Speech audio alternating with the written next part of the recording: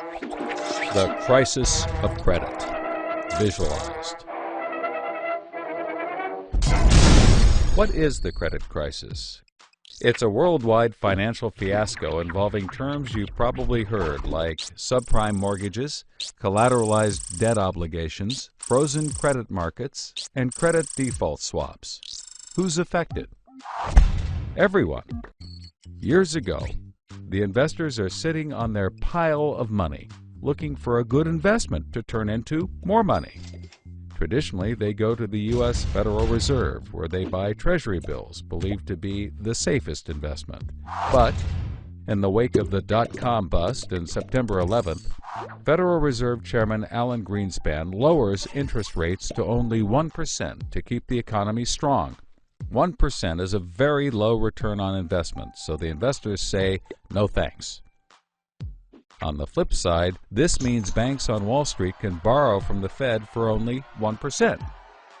Add to that general surpluses from Japan, China, and the Middle East, and there's an abundance of cheap credit.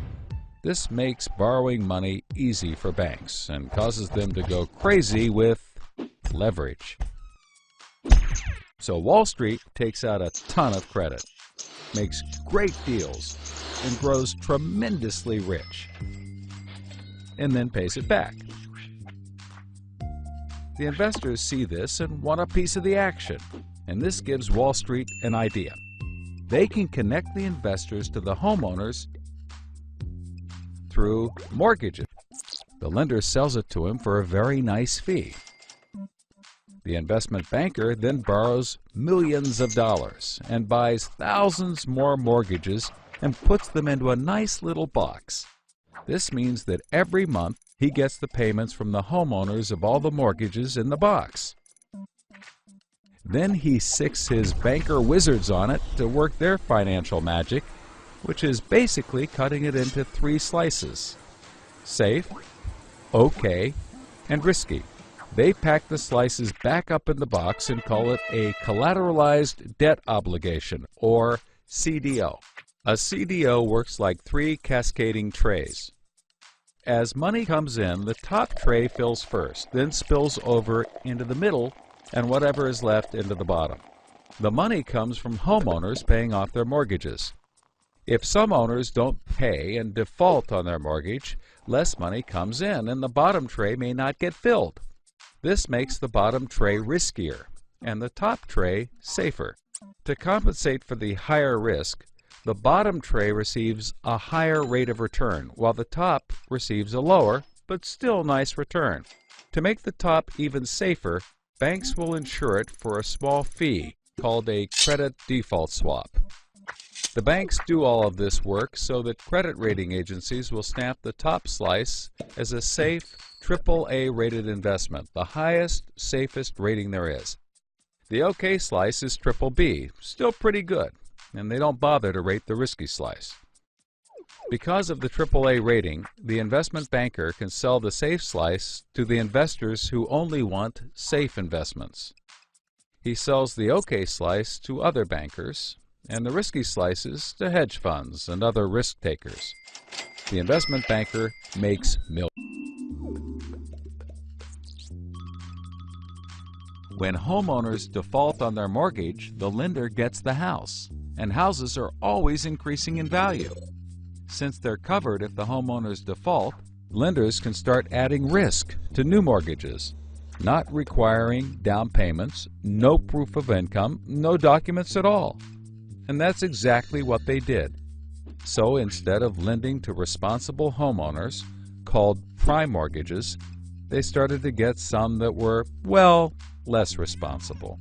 These are subprime mortgages. This is the turning point.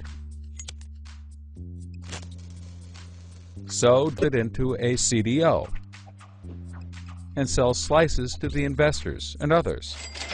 This actually works out nicely for everyone and makes them all rich. No one was worried because as soon as they sold the mortgage to the next guy, it was his problem. If the homeowners were to default, they didn't care. They were selling off their risk to the next guy and making millions, like playing hot potato with a time bomb. Not surprisingly, the homeowners default on their mortgage, which at this moment is owned by the banker. This means he forecloses and one of his monthly payments turns into a house. No big deal. He puts it up for sale. But more and more of his monthly payments turn into houses. Now there are so many houses for sale on the market, creating more supply than there is demand, and housing prices aren't rising anymore. In fact, they plummet.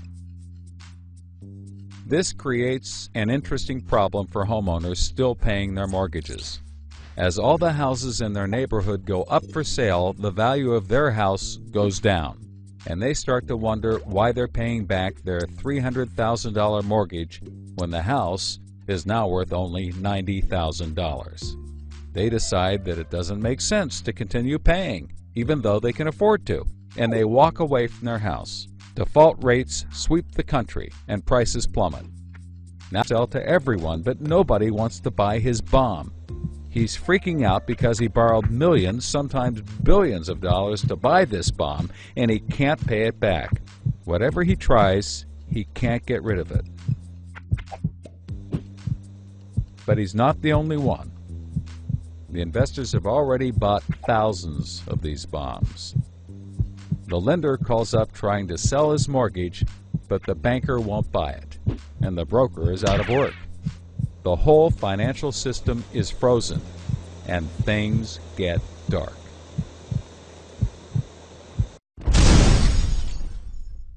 Everybody starts going bankrupt. But that's not all. The investor calls up the homeowner and tells him that his investments are worthless. And you can begin to see how the crisis flows in a cycle.